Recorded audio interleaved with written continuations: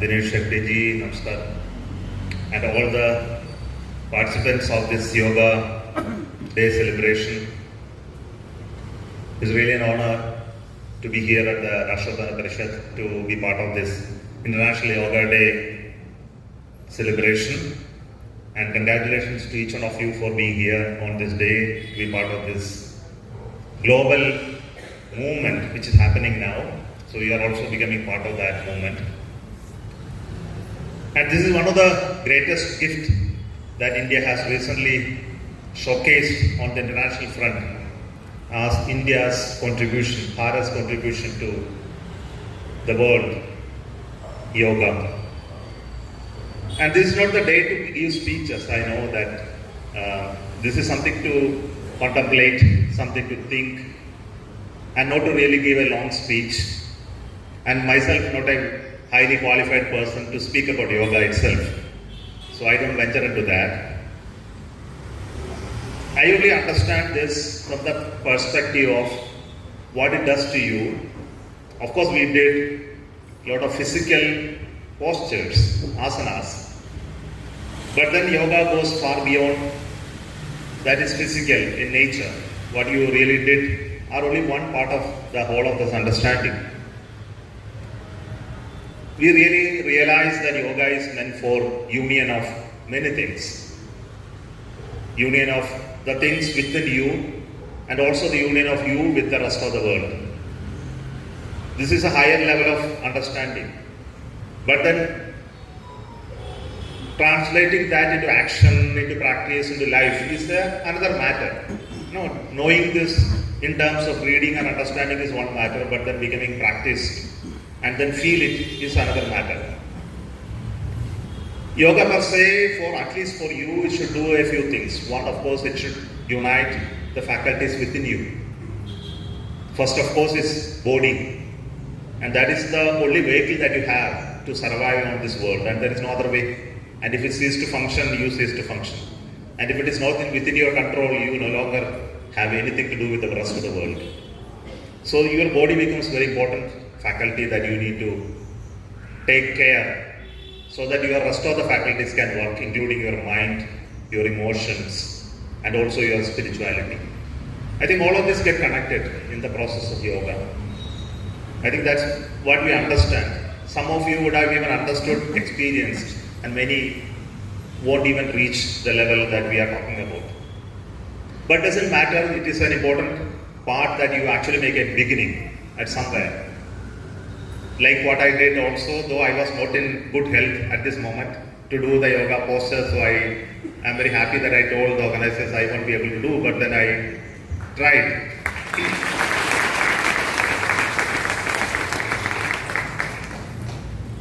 But the second level of what you are talking about, the one the body is in your control. But then what about your mind, your emotions, and your spiritual connect with the rest of the world? I think all of us go through a lot of troubles in life. I think all of these are well known to all of you. Physical, emotional, the stresses, and also the interaction with the world brings in a lot of energies which are not so conducive for our growth. I think all this can be substantially removed if you really venture into yoga in a very focused manner, starting from the physical to its higher levels. I think that's what all the gurus and teachers have taught us. Possibly a few of you will ever travel in all those paths, I believe. But then today, being the International Yoga Day, I think we must all be very proud of the fact that making it global, making it international has something very significant. I think this is something all of us realize.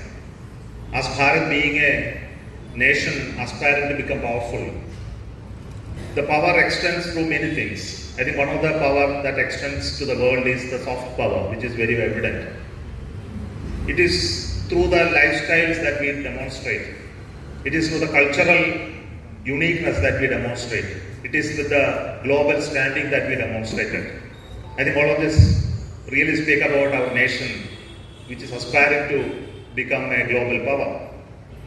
And yoga has really done that first thing that India's rooted, self-rooted in its culture, something which is coming to the world, which is irrespective of the religion, the regionality, and all those things, it can really connect with everyone. I think this is something very unique. And I'm sure that there are more things to go. Of course, our music, our traditions, our food cultures, I think all these are very important constituents of this soft power. And I am sure soon the UPI also will become the soft power that we are going to demonstrate to the world. I am very sure about that aspect. Even we think about our own money to become the soft power sometime. But then today, on the day of the International Yoga Day, let me greet each one of you for the wonderful step that you have taken. I know many of you are already well experienced with the yoga sessions that must be happening here and other places. So carry on and continue this tradition to pass on to the generations. I think that is also important. Not just within you, but also to the people whom you know, your children, your family members, and all those acquaintances that you come to connect. And not just use it as a tool for your own physical ailments and troubles that, of course, the instructor today told is good for that and good for that. Hopefully, it is good for all of that. But beyond that, it is for your holistic change that is necessary at this time in the life of each one of us. With that, let me end my Yoga Day, International Yoga Day message that I believe each one of ಆದರ್ಶ ಇದೇ ನಮ್ಮ ಹಿರಿಯರು ನಮಗೆ ಹೇಳಿದಂತಹ ಮಾತು. ಸಮಗ್ರ ವ್ಯಕ್ತಿ ನಿರ್ಮಾಣ ಅಂದರೆ ದೈಹಿಕವಾಗಿ, ಮಾನಸಿಕವಾಗಿ, ಬೌದ್ಧಿಕವಾಗಿ, ಭಾವನಾತ್ಮಕವಾಗಿ, ಆಧ್ಯಾತ್ಮಿಕವಾಗಿ ಮನುಷ್ಯ ಬೆಳಿಬೇಕು ಅಂತ ಅಪೇಕ್ಷೆ. ಕೇವಲ ದೈಹಿಕವಾಗಿ ಅಲ್ಲ, ಪಂಚಮುಖಿಯಾಗಿ ಅವನು ಮಾನಸಿಕವಾಗಿ, ಭಾವನಾತ್ಮಕವಾಗಿ, ಆಧ್ಯಾತ್ಮಿಕವಾಗಿ ಮತ್ತು ಅವನ ಭೌತಿಕ ಮಟ್ಟವನ್ನು ವಿಸ್ತರಿಸ್ತಾ ಅವನು ಬೆಳೀಬೇಕು. ಭಾರತೀಯ ಪರಂಪರೆಯಲ್ಲಿ ವ್ಯಕ್ತಿ ನಿರ್ಮಾಣವೇ ಬಹಳ ಬುನಾದಿ ಆದಂಥ ಅಂಶ. ವ್ಯಕ್ತಿ ಒಳ್ಳೆಯವನಾಗಬೇಕು. ವ್ಯಕ್ತಿ ನಿರ್ಮಾಣದಿಂದಲೇ ಸಮಾಜ ಮತ್ತು ದೇಶದ ನಿರ್ಮಾಣ ಅಂತ ನಾವೆಲ್ಲರೂ ನಂಬ್ಕೊಂಡು ಬಂದಿದ್ದೀವಿ. ವ್ಯಕ್ತಿಯನ್ನ ಶ್ರೇಷ್ಠ ವ್ಯಕ್ತಿಯನ್ನಾಗಿ ಮಾಡೋದು ಅವನ ಜೀವನ ಶೈಲಿ. ಇವತ್ತೆಲ್ಲರೂ ನಾವು ಸಮಸ್ಯೆಯನ್ನು ಅನುಭವಿಸ್ತಿರುವುದು ನಮ್ಮ ಜೀವನ ಶೈಲಿಯ ತೊಂದರೆಯಿಂದ. ಇದಕ್ಕೆ ಯೋಗ ಬಹಳ ಅನುಕೂಲವಾದಂತಹ ವ್ಯವಸ್ಥೆ. ಇದು ನಮ್ಮ ಪ್ರಾಚೀನ ಹಿರಿಯರು ನಮಗೆ ಒಂದು ಗಾಡ್ ಗಿಫ್ಟ್ ಅಂತ ಹೇಳ್ತಾರೆ, ಆ ರೀತಿ ನಮಗೆ ಕೊಟ್ಟು ಹೋಗಿದ್ದಾರೆ. ಇಡೀ ಜಗತ್ತಿಗೆ ಭಾರತದ ಮುಖಾಂತರ ಯೋಗವನ್ನು ಜಗತ್ತಿಗೆ ಕೊಟ್ಟಂಥವರು ನಮ್ಮ ಭಾರತೀಯ ಪುರಾತನ ಋಷಿ ಪರಂಪರೆ. ಯೋಗ ಅತ್ಯಂತ ಸರಳವೂ ಹೌದು, ಸುಲಭವೂ ಹೌದು, ಪರಿಣಾಮಕಾರಿಯೂ ಹೌದು. ಅಷ್ಟಾಂಗ ಯೋಗದಿಂದ ನಮ್ಮ ಉಸಿರು, ಯೋಚನೆ, ಶರೀರ ಇದೆಲ್ಲವನ್ನ ಬ್ಯಾಲೆನ್ಸ್ ಅಂತ ಹೇಳ್ತಾರೆ, ಸಮತೋಲನವನ್ನು ಮಾಡುವಂತಹ ಶಕ್ತಿ ಅಷ್ಟಾಂಗ ಯೋಗಕ್ಕಿದೆ. ಯಮ ನಿಯಮ ನಮ್ಮ ಜೀವನದ ವ್ಯವಸ್ಥೆಯನ್ನು ಚೆನ್ನಾಗಿ ರೂಪಿಸಿಕೊಳ್ಳಲು ತುಂಬ ಉಪಕಾರಿಯಾಗಿದೆ. ಡೂಸ್ ಆ್ಯಂಡ್ ಡೋಂಟ್ಸ್ ಅಂತ ಹೇಳ್ತೀವಿ. ಕಾನ್ಸ್ಟಿಟ್ಯೂಷನ್ ಪ್ರಕಾರ ರೂಲ್ಸ್ ಆ್ಯಂಡ್ ರೆಗ್ಯುಲೇಷನ್ ಫಾಲೋ ಮಾಡೋದು ಒಂದು ಭಾಗ. ಆದರೆ ನಮ್ಮ ಮನಸ್ಸನ್ನು ಸಂಯಮದಲ್ಲಿಟ್ಟು ಏನು ಮಾಡಬೇಕು, ಏನು ಮಾಡಬಾರ್ದು, ಇದು ನಮ್ಮ ಋಷಿ ಪರಂಪರೆಯಲ್ಲಿ ಯೋಗದ ಮುಖಾಂತರ ನಮಗೆ ಹೇಳಿಕೊಟ್ಟಿದೆ. ಪ್ರಾಣಾಯಾಮ ಅಭ್ಯಾಸದಿಂದ ನಮ್ಮ ಉಸಿರಾಟದ ಕ್ರಮಬದ್ಧತೆ,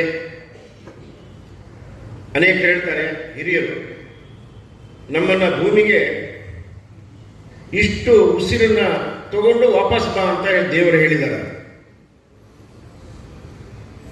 ಅಂದ್ರೆ ಟೋಟಲ್ ಅದು ಎಷ್ಟು ಕೋಟಿ ಮಿಲಿಯನ್ ಅದೆಲ್ಲ ಬೇಡ, ಆದರೆ ಇಷ್ಟು ಉಸಿರು ತಗೊಂಡ್ಮೇಲೆ ನೀನು ವಾಪಸ್ ಬರಬೇಕು ಅಂತ. ಅವಾಗ ಏನು ಮಾಡೋದು? ಈಗ ಬೇಗ ಬೇಗ ಉಸಿರು ತಗೊಂಡ್ರೆ ಅದು ಒಟ್ಟು ಟೋಟಲ್ ನಮ್ಮ ಡೆಪಾಸಿಟ್ ಖಾಲಿ ಆಗುತ್ತೆ, ಉಸಿರಿನ ಡೆಪಾಸಿಟ್ ಖಾಲಿ ಆಗುತ್ತೆ. ಸೊ ಉಸಿರಾಟವನ್ನು ನಿಧಾನ ಮಾಡಿದರೆ ಹೆಚ್ಚು ವರ್ಷ ಬಹಳ ಸರಳವಾದಂಥ ವಿಧಾನ ಈ ಭೂಮಿಯಲ್ಲಿ ಇರ್ಬೋದು. ಹೆಚ್ಚು ಕಾಲ ಭೂಮಿಯಲ್ಲಿ ಉಳಿಬೇಕಾದ್ರೆ ಉಸಿರನ್ನ ನಿಧಾನವಾಗಿ ತಗೋಬೇಕು. ಅದನ್ನೇ ಯೋಗದಲ್ಲಿ ಹೇಳ್ಕೊಡ್ತಾ ಇದ್ದಾರೆ. ಸೊ ನಮ್ಮ ಡೆಪಾಸಿಟ್ ಅನ್ನ, ಉಸಿರಿನ ಡೆಪಾಸಿಟ್ ಅನ್ನ ಕಂಟ್ರೋಲ್ ಮಾಡಬೇಕಾದ್ರೆ, ಅದು ದೀರ್ಘಕಾಲ ನಮ್ಮ ಡೆಪಾಸಿಟ್ ಉಳಿಬೇಕಾದ್ರೆ ಆ ಉಸಿರನ್ನ ನಿಧಾನವಾಗಿ ಖರ್ಚು ಮಾಡಬೇಕು. ಅದಕ್ಕೋಸ್ಕರ ಪ್ರಾಣಾಯಾಮದ ಅಭ್ಯಾಸವನ್ನು ನಾವು ಮಾಡಬೇಕು. ಭಾರತೀಯ ಪರಂಪರೆಯಲ್ಲಿ ಧ್ಯಾನ ಅಂದರೆ ಪರಮಾತ್ಮನ ಚಿಂತನೆ. ನಮ್ಮ ವ್ಯಕ್ತಿಗತ ಜೀವನ ಮತ್ತು ಸಾಮಾಜಿಕ ಜೀವನ ಮತ್ತು ರಾಷ್ಟ್ರೀಯ ಜೀವನ ಇದೆಲ್ಲವೂ ಸಮತೋಲನ ಆಗಬೇಕಾದ್ರೆ ಧ್ಯಾನದ ಅವಶ್ಯಕತೆ ಇದೆ. ಹಾಗಾಗಿ ನಮ್ಗೆ ಯೋಗ ತರಗತಿಯಲ್ಲಿ ಧ್ಯಾನವನ್ನು ಕಲಿಸ್ಕೊಡ್ತಾರೆ.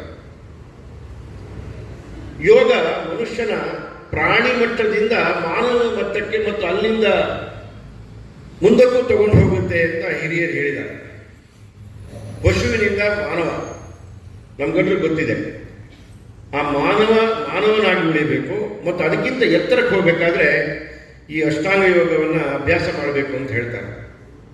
ನಮ್ಮ ಹಿರಿಯರು ಹೇಳ್ತಾರೆ, ಅನಾಯಾಸನ ಮರಣ ವಿನಾಧೈನೇನ ಜೀವನ. ನಾವೆಲ್ಲರೂ ಯಾರಾದರೂ ಒಂದು ಸ್ವಲ್ಪ ತೀರುವ ತಕ್ಷಣ ಅವರು ನಿನ್ನೆ ರಾತ್ರಿ ಮಲಗಿದ್ರು ಇವತ್ತು ಬೆಳಿಗ್ಗೆ ಇಲ್ಲ ಅಂತ ಹೇಳೋದು ಬಹಳ ಸಂತೋಷ ಪಡ್ತಾರೆ. ಅವ್ರು ಹೋಗಿದ್ದಕ್ಕೆ ದುಃಖ ಇರ್ಬೋದು, ಏನೋ ಒಂದು ಸಂತೋಷ. ಅನಾಯಾಸನ ಮರಣ ವಿನಾಧೈನ್ಯ ಜೀವನ ಅಂದರೆ ಮರಣ ಇನ್ನೊಬ್ಬರಿಗೆ ತೊಂದರೆ ಕೊಡಬಾರ್ದು. ನಾವು ಕೊನೆಯ ಗಳಿಗೆಯಲ್ಲಿ ಎಲ್ರಿಗೂ ಕಿರಿಕಿರಿ ಮಾಡಿ ನಾವು ಸಾಯಬಾರ್ದು. ಹಾಗಾಗಿ ಸಹಜವಾಗಿ ನಮ್ಮ ಸಾವಾಗಬೇಕಾದ್ರೆ ಯೋಗ ಬಹಳ ಪರಿಣಾಮಕಾರಿ ಆಗುತ್ತೆ. ಕೊನೆಯದಾಗಿ ಶರೀರ ಮಾಧ್ಯಮ ಕರುಧರ್ಮ ಸಾಧನ. ನಮ್ಗೆಲ್ಲರೂ ಗೊತ್ತಿದೆ, ಇದನ್ನು ಹೇಳ್ತಾನೆ ಇರ್ತೀವಿ.